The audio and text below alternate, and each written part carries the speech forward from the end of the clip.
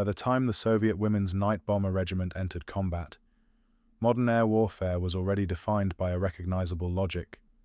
Aircraft were judged by how fast they could move, how much they could carry, how well they could defend themselves, and how much punishment they could survive. In that framework, strength was visible. It had weight, armor, firepower, and range.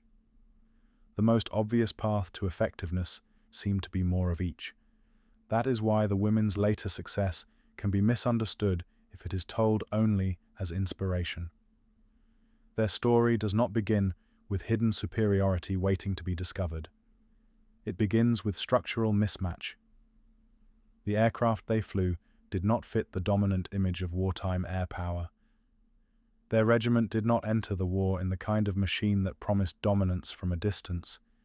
It entered it in something slower, lighter, and far more exposed than the technologies that usually define aerial combat in the Second World War.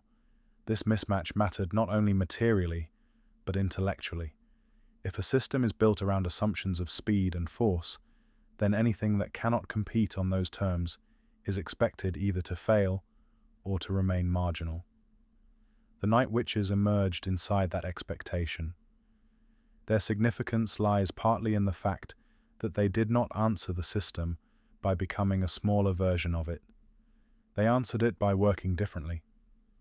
Before that difference could be seen, however, their disadvantage had to be real. It was